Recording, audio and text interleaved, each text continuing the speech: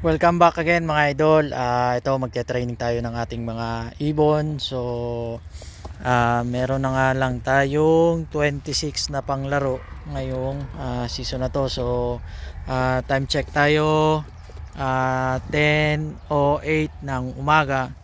So nag-alanganin pa tayo ng pagte-training ngayon kasi nga kaninang umaga pangit yung panahon. So nag-decide na rin nga tayo na mag-training kasi gumanda yung panahon ngayong mga 9. So eto nga sa Sabado, so loading na natin ng first lap ng 185 kilometers. So ite-training na natin tong mga ibon na to, tapos ipapahinga na natin ng itong week na to. So 27 dapat to. So nung naglo-fly tayo nung isang araw, sobrang lakas ng hangin, so sumabit sa kable ng kuryente yung isa nating ibon. So ito nga yung ating mga ibon.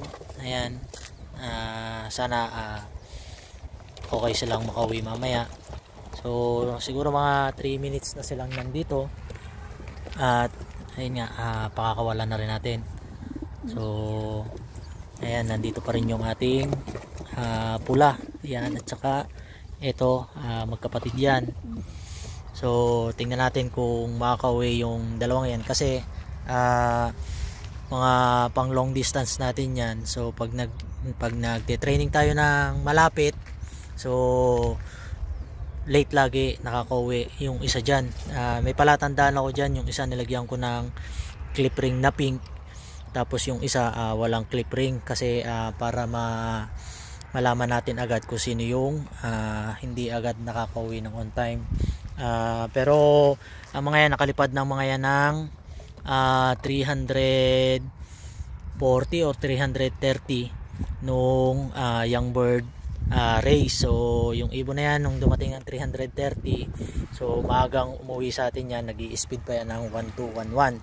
So ngayon tingnan natin ulit ngayong araw na to, tingnan natin kung maaga silang makakauwi ngayon. So ito yung panahon, mataas na rin yung araw, medyo malakas lang yung hangin, 19 to 20 kilometers yung lakas nila.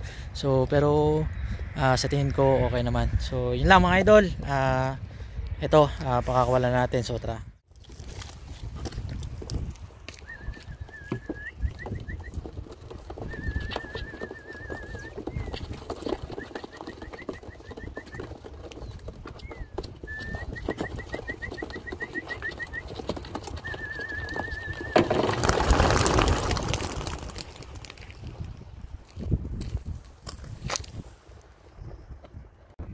So yan yung mga ibon natin, 26 birds mga idol. Ayan.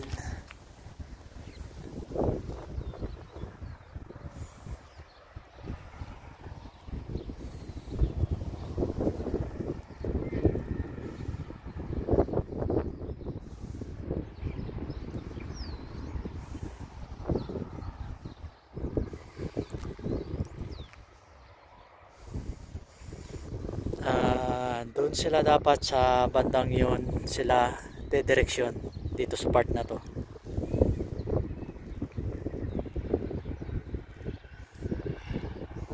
Tingnan muna natin kung makakalayo agad sila bago tayo umalis. Ayan, so yun nga, sabi ko nga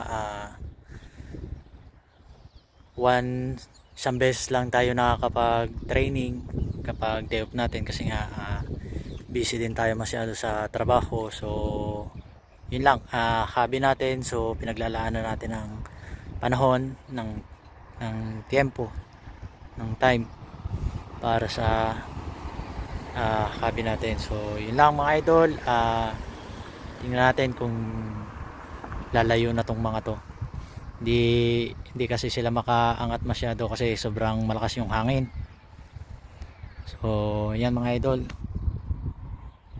So yun nga mga idol, nilikom ko lang yung pinaglagyan nila. So yan, medyo mataas-taas na sila. So uuna na din tayo kasi nga isang oras pang mahigit yung da-drive natin. So yun lang mga idol, tingnan natin kung mauna tayo sa mga to. So balik tayo mamaya pag nasa loop na tayo. Idol, ayan, sakto nauna tayo. Pero meron tayong ibong breakaway. Laki ng una sang uwi, isang ibon lang. So yung unang ibon natin na dumating ay 11:18 nung dumating. Tapos itong mga to 11:31. So ang laki ng gap nung unang ibon na dumating. Ayan. So hindi ko pa rin alam kung ilan ang kulang pa sa mga to. Mamaya titingnan natin, papasok tayo, titingnan natin kung ilan yung dumating ngayong route ngayon. So success yung ginawa nating training ngayon. Nauna lang tayo, nilipad ng mga ibon natin ng 1 hour and 20 to 25 minutes. So ayan, tingnan natin sa loob. Hindi pa ako nakakapaglinis ng loop. So tara. So ito yung mga ibon natin. Ito yung sinasabi ko sa inyo na 11:18 dumating. Tapos ito lahat ay 11:30. Ayan, pasintabi kasi nga hindi pa tayo nakakapaglinis ng loop. So yung sinasabi ko sa inyo na hindi napasama kasi nga nasabit sa cable. So yung checkered na yon. So hindi ko alam kung makaka-recover to. Tingnan natin ngayong week na to. So kung hindi, ilo-load na natin to ng ibon na to. Itong ibon na to ilo-load natin ng direct ng 200 plus kilometers. So yung ibon na yon 56 kilometers lang yung napag-training natin. So pagdidesisyonan pa rin natin kung ano. At ito yung sinasabi ko sa inyo. Ayan, kung makikita nyo yung red bar na yan yung may clip ring na kulay pink. So, yan yung talagang umuwi din ng on time.